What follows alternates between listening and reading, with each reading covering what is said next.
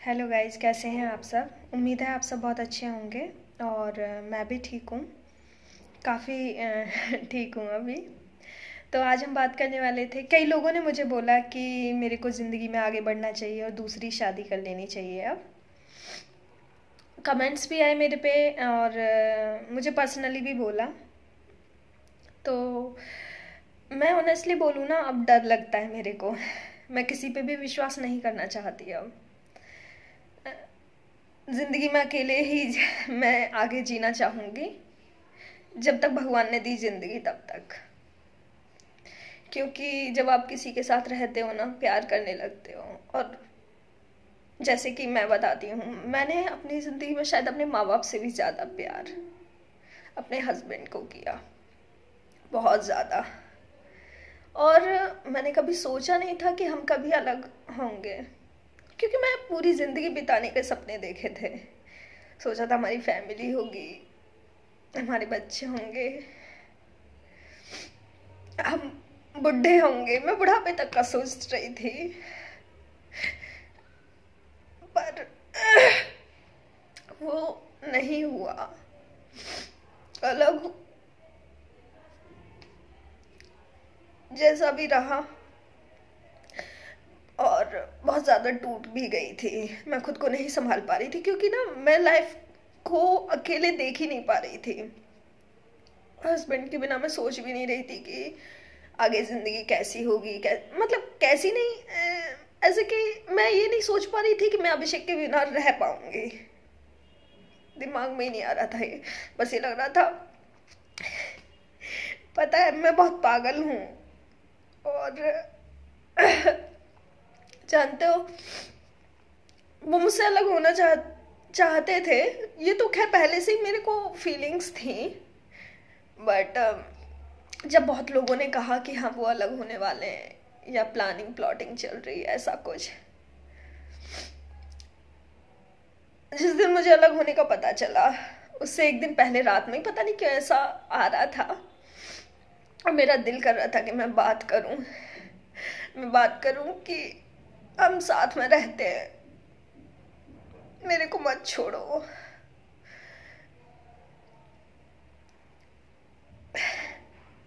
मुझे राइट्स भी मत दो बीवी होने का, पर मुझे साथ में ही रख लो। क्योंकि मैं बिना उनके अपनी जिंदगी नहीं सोच पा रही थी। पता है मैं अपने भाई से क्या बोल रही थी, कि मैं अभी से बात करूंगी, मेरे को काम पे ही रख लो अपने पास, लेकिन अपने पास ही रख लो। मुझे पता है कि वो मेरी सेल्फ रिस्पेक्ट के खिलाफ था,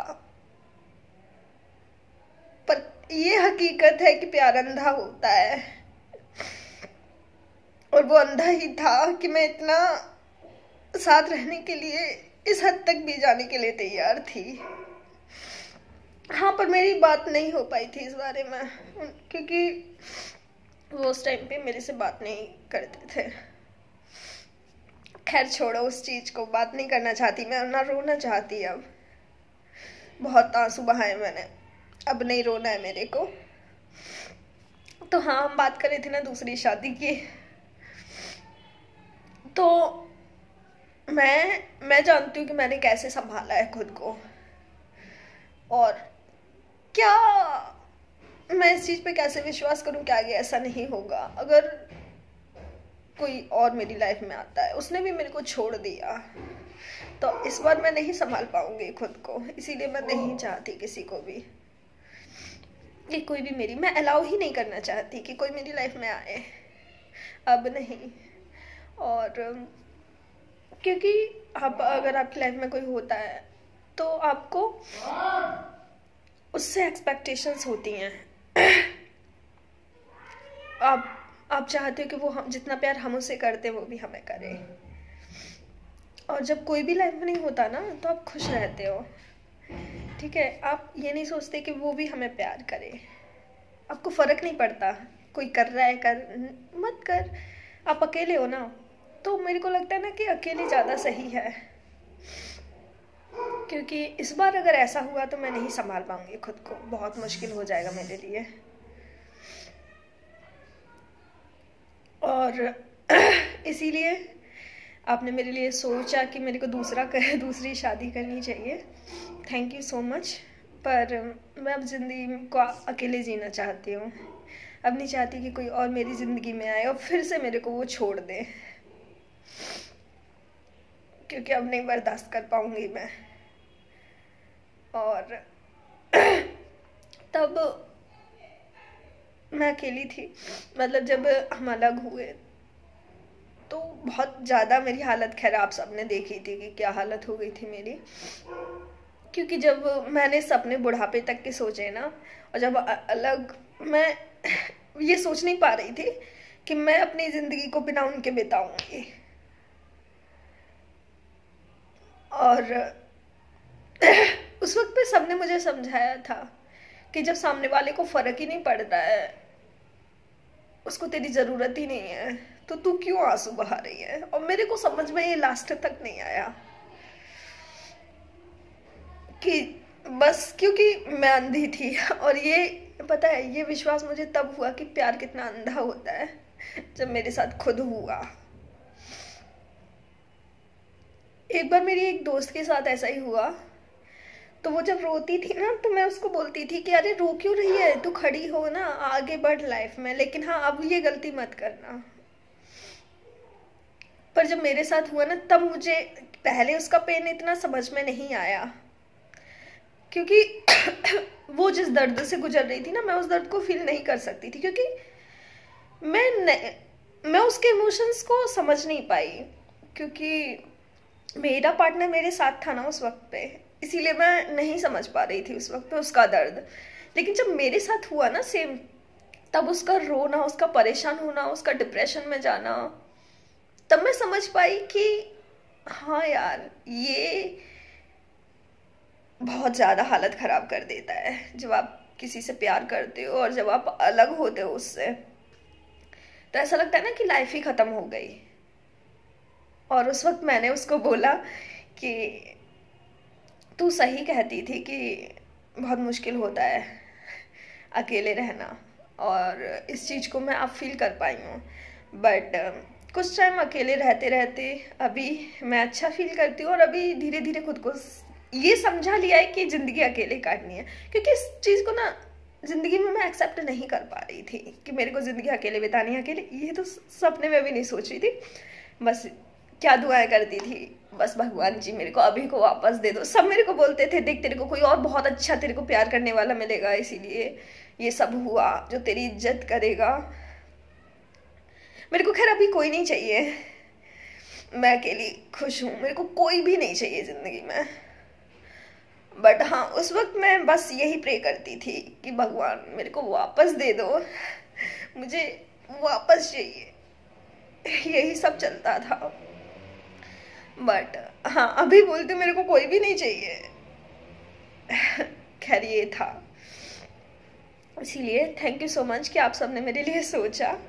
और इसका मैं जवाब नहीं दे पाई थी कमेंट में या सामने, तो मैंने सोचा कि मैं इसका प्रॉपर जवाब देती हूँ। तो यही रीज़न है कि मैं अब अकेले रहना चाहूँगी। धीरे धीरे जब आप रहने लगते हो ना, तो हर चीज़ आदत हो जाती है आपको, हर चीज़ को। लेकिन हाँ, तब तक तुम वही रोना धोना लगा रहेगा, तुम डिप्रेस्ड रहोगे जब तक तुम जो हो रहा है ना लाइफ में उसको एक्सेप्ट नहीं करोगे कि हाँ ये हुआ है, अब तुम्हें ज़िंदगी अकेले बितानी है। जब तक ये दिमाग में नहीं आ जाता है कि अब उसके बिना ही बिताना है, या जो भी लाइफ पार्टनर हो कि उसके बिना तुम्हें रहना है, जब तक तुम ये ज़िंदगी में एक्सेप्ट नहीं कर लेते हो, तब तक तुम रोते धोते ही रहोगे और ठीक नहीं रह सकते हो। तो ये था मेरा व्यू। सॉरी कि मैं रोई, बट कुछ चीज़ें हैं, कुछ इमोशंस हैं, धीरे धीरे ही होंगे और सब ठीक होगा ज़िंदगी में। किसी की भी बुराई नहीं करना चाहती, ना किसी को मैं कुछ भी बोलना चाहती।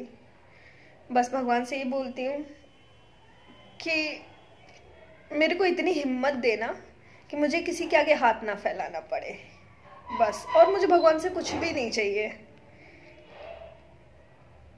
बस भगवान से पहले भी मैं यही मांगती थी।